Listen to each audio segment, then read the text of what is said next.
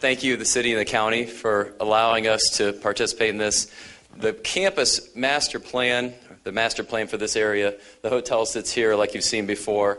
We're going to zoom down in over toward the Baker College, 2.89 acres.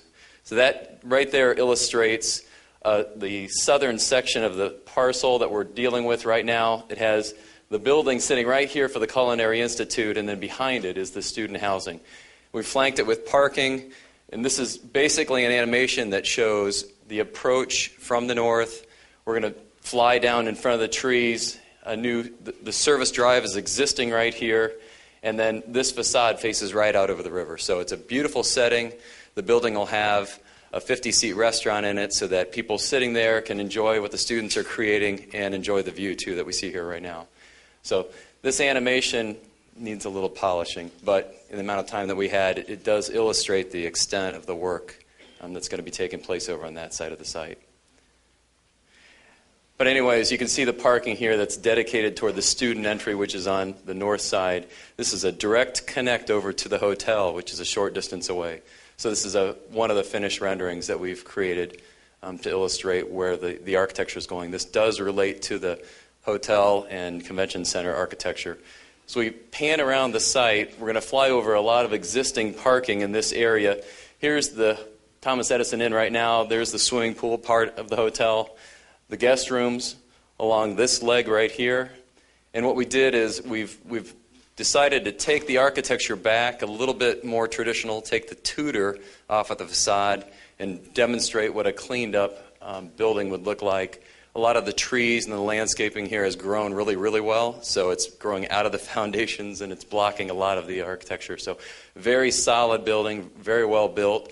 And this is the approach. We also are working on a new approach to this site that would lead right to the front door, right under this porte cochere. So it's a great approach, a great entry, and then again, it leverages the asset that we have here, which is 149 rooms. So when we're finished with this will go through all the Hilton standards and criteria that we need to brand this a Hilton Garden Inn. And we'll end up here with, the pretty picture that shows this from the parking lot. All this is existing. We're just going to freshen it up on the outside and add some signage and make it better.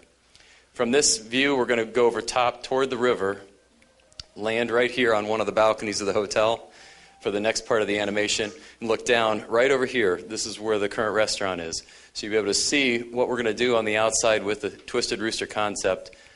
Bob and his team have been feeding us a lot of great detail for planning and architecture and what they've done to create this brand for themselves. So as we spin around more toward the lakeside, we have some parking here that has to be there to serve the restaurant. We need a front door for it to be successful.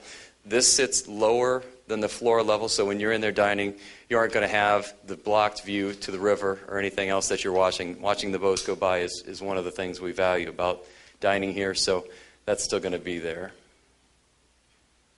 All right, so it's a pretty good-sized restaurant. Outdoor dining, a new approach, handicap accessible, so this will have its own identity for the community as well. As we spin around over top of the model, we're going to come back around again to the west side, look right past the hotel entry to the left, and that's where on the north side where this convention center would sit.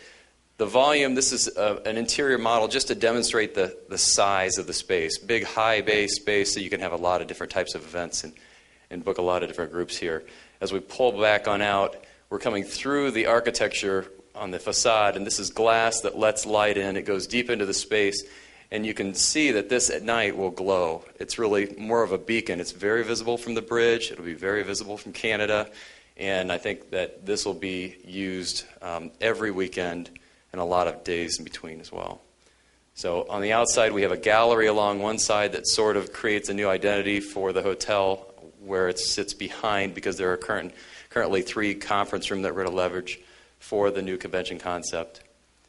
And then as we pass in front, and this is Bob's car right here, we have ways to see in, so it's very transparent. There'll be a lot of access to this from the new service drive that we're hoping comes right in from the highway, which I don't think we've talked about too much yet, but this is the final illustration. So that's where we sit with design today.